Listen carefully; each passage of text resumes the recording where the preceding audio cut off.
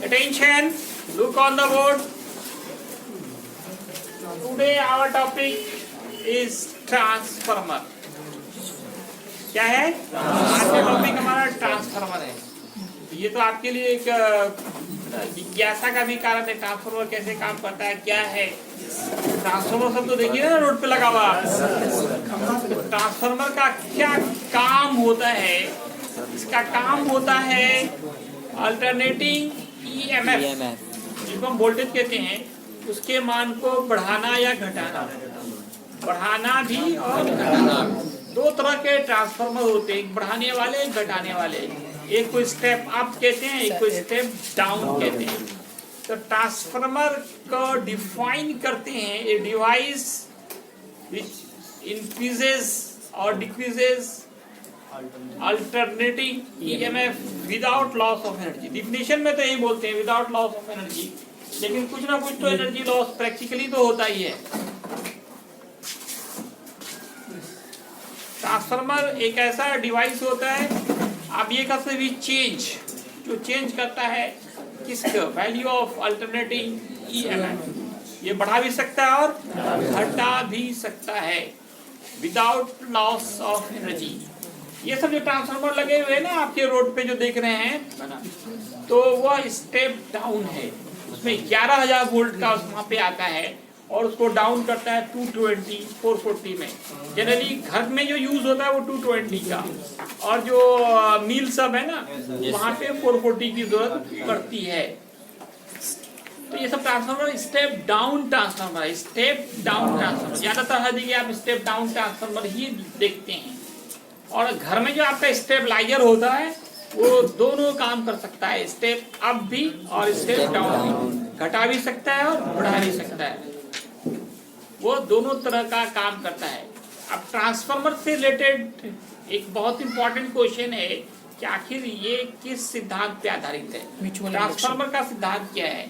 Transformer is based upon mutual induction. ये mutual induction के सिद्धांत पे काम करता है।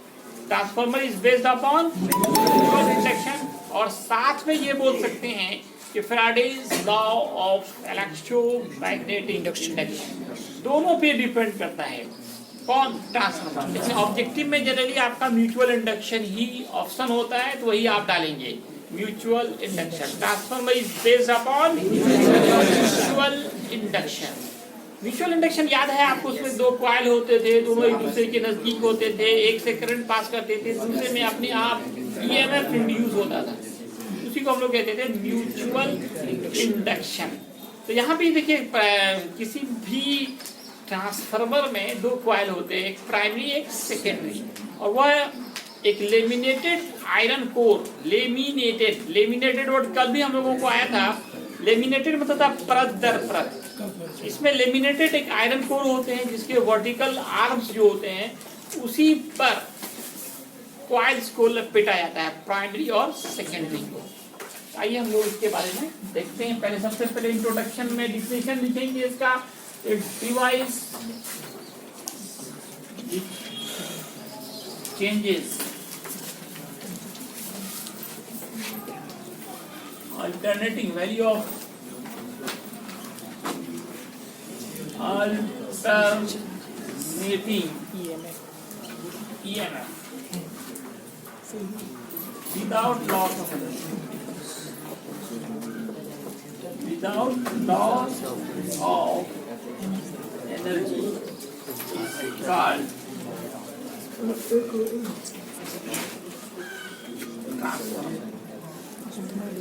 चेंज करता है, मतलब दोनों काम कर सकता है, बढ़ाना भी और घटाना भी। तो सीधे चेंज ही लिख दिया है। टाइप्स ऑफ ट्रांसफार्मर में टू टाइप्स,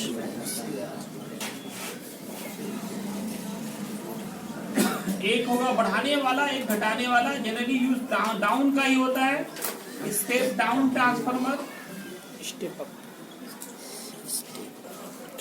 और दूसरा step up transformer.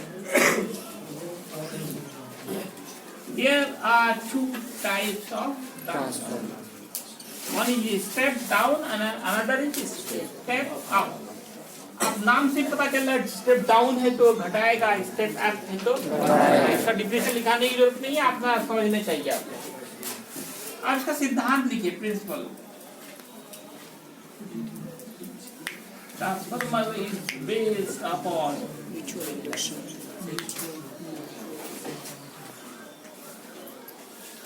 based upon mutual induction.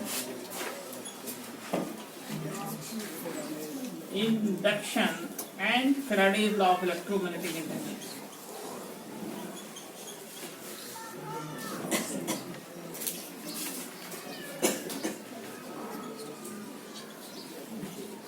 ये दो सिद्धांत पर ये आधारित होते हैं मेनली, लेकिन इसमें म्यूचुअल इंडक्शन ही कहा जाता है। लेकिन जब कैलकुलेशन करते हैं तो फैराडेज लॉ पे करते हैं, इसलिए हम दोनों लिखाते हैं। मेन पार्ट इसमें क्या क्या लगा होगा ट्रांसफार्मर में, मेन पार्ट इसमें लगे होते हैं, मेन पार्ट उसमें होते हैं laminated iron core, laminated iron core, laminated iron core होगा, और primary and secondary coil, primary and secondary coil, ये तीन मेन पार्ट्स होते हैं। इसका कंस्ट्रक्शन देखें आप,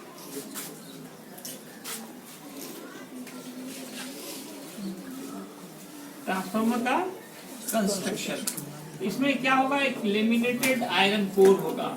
एक आसान सा फिगर मैं आपको बता रहा हूँ, आसानी से आप बना सकें। इस तरह का जो कोर है लेमिनेटेड कोर कहलाता है। कई लेयर्स के मिलकर तब इसको बनाया जाता है। इसी वर्टिकल साइड्स पे, आर्म्स पे कॉइल्स को लपेटे जाते हैं। एक में हम इनपुट डालेंगे, दूसरे में आउटपुट प्राप्त होगा।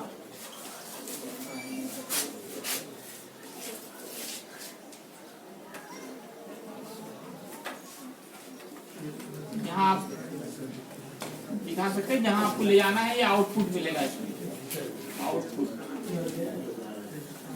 इसमें क्या डालना है, इनपुट। जिसमें इनपुट डालेंगे इसका नाम हो जाएगा प्राइमरी कॉइल, और जहां आउटपुट मिल रहा है उसका नाम secondary coil.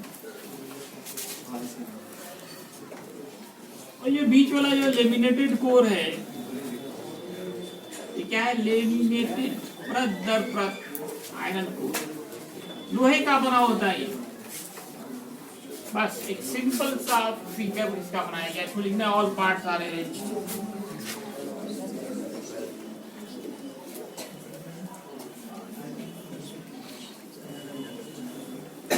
shown as in आजकल हम लोग वर्किंग मेथड करेंगे, तो आप लिखो वीडियो मेथड, कैलकुलेशन और क्या क्या लॉस हो सकता है। स्टार्ट हो गया? यस। इस फिगर को देख के बताइए आप लोग, ये कौन सा ट्रांसफार्मर है, स्टेप अप है या स्टेप डाउन है? Step down. Step down. Step down. ये स्टेप आउटपुट कैसे समझ में आया? समझ में नहीं आया सर। नहीं, तो लोग बोले ये डाउन है, तो कैसे डाउन है, या अप है तो कैसे अप है? ईएमएफ इनपुट है। यहाँ पे सारा खेल नंबर ऑफ टर्न्स का होता है। टर्न्स नंबर ऑफ टर्न्स का होता है। देखिए प्राइमरी में ज्यादा टर्न्स है, 1 2 3 4 5 6 7, और यहाँ 1 2 3 ही टर्न्स है। अगर सेकेंडरी में टर्न्स कम है ना, तो वोल्टेज घट जाएगा। क्यों? आपने फैराडे लॉ में क्या पढ़ा, E proportional N number of turns ज्यादा होगा, वोल्टेज बढ़ेगा, नंबर ऑफ टर्न्स कम होगा, वोल्टेज घटेगा। क्या कर रही तुम? वही करा रही हो? पहले इधर समझो, तो इसमें जो प्राइमरी कॉइल होगा, इसमें देखिए नंबर ऑफ टर्न्स ज्यादा लिया है मैंने, सेकेंडरी में कम लिया है। ये घटाने वाला काम पड़ेगा। उल्टा हो जाए तो क्या होगा? बढ़ाने वाला। बढ़ाने वाला काम पड़ेगा। समझ रहे हैं? तो वर्किंग मेथड में ज्यादा कुछ नहीं लिखना है आपको कि input is applied in primary coil and on the switch then output is obtained from secondary coil. Working method में लिखेंगे input EMF is applied in primary coil, then and on the switch,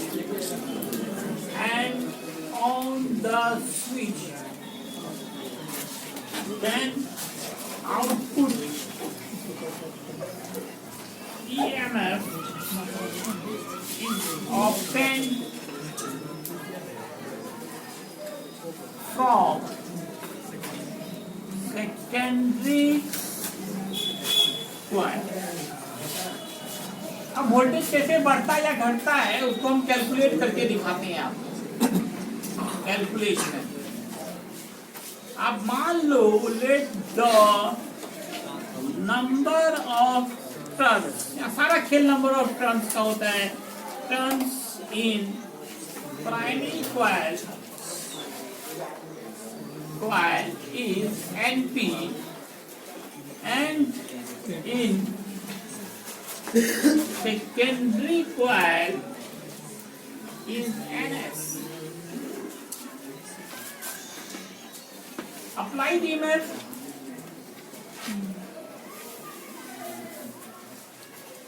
in primary coil is EP and output EMF to secondary coil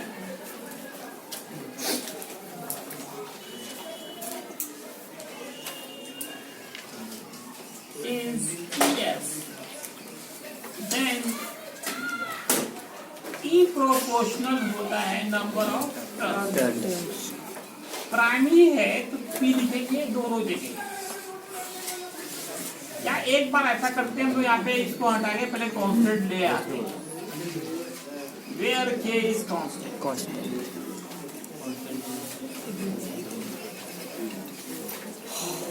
अब हम लोग अगर EP लेंगे तो KNP लिखेंगे, EF लेंगे तो KNS लिखेंगे। दोनों को आप डिवाइड कीजिए, सेकेंड को फर्स्ट कीजिए, ज्यादा बेटर होगा।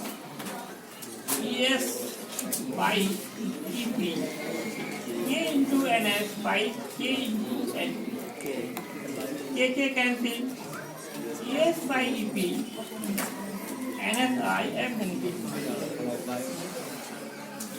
ये फाइनल फॉर्मूला आया। इसमें सारा खेल यही नंबर ऑफ टर्न्स का है, नंबर ऑफ टर्न्स का है। अभी इसी फॉर्मूले को देख के बताइए, if NS is greater than NP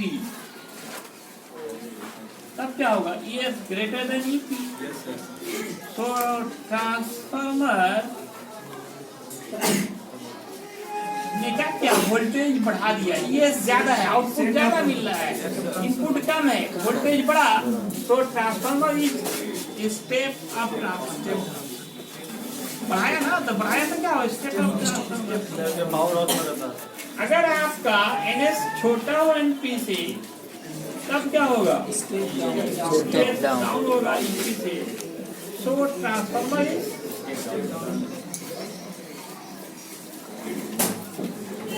step down.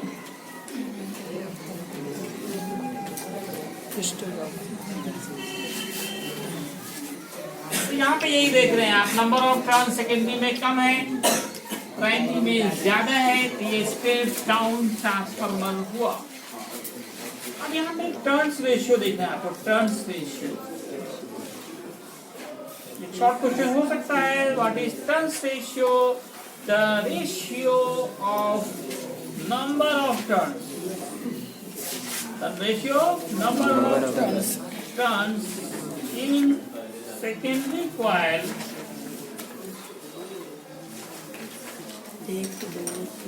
and primary coil of a transformer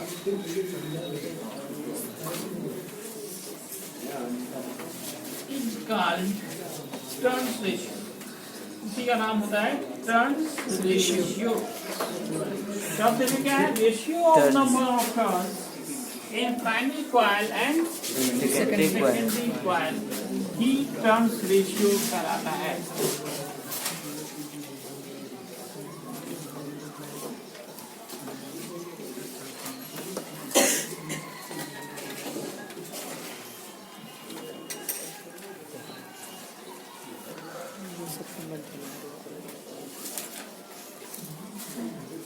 turns ratio क्या है? Number of turns in secondary coil and primary coil. Turns ratio TR भी लिख सकते हैं। फॉर्मूला होगा NS/NP और NS/NP का formula क्या है? ES/T। अब इसी में आपको ट्रांसफार्मर का इफिशियंसी निकालना होगा। Efficiency of transformer. ये क्या है? ये हिंदी में कहते हैं दक्षता। इफिशियंसी का हिंदी क्या होता है? दक्षता। ट्रांसफार्मर की दक्षता। ये दक्षता या इफिशियंसी होता क्या है? ये हमेशा रेशियो होता है। ये भी क्या होता है? हमेशा रेशियो। कितना आउटपुट मिला, कितना आउटपुट पावर है और कितना इनपुट पावर है, उनका रेशियो ही क्या कहलाएगा? इफिशियंसी ऑफ ट्रांसफर कहलाता है। द रेशियो ऑफ क्या होगा? आउटपुट EMF एंड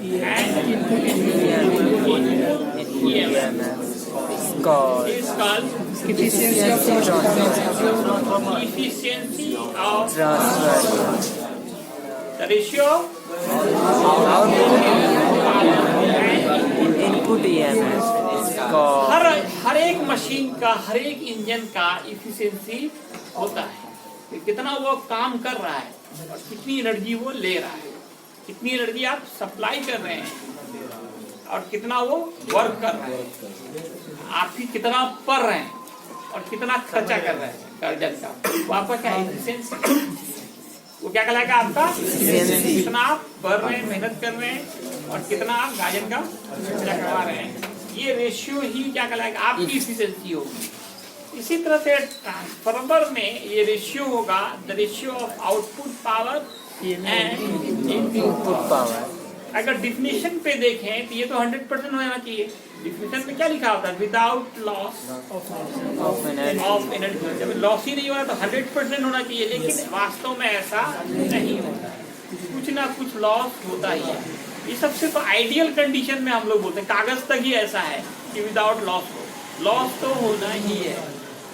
ट्रांसफार्मर का जो इफिशियंसी है इसको हम लोग डिफाइन करते हैं the ratio of output power and input power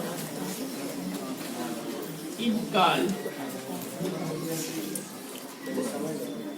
efficiency of transformer। efficiency of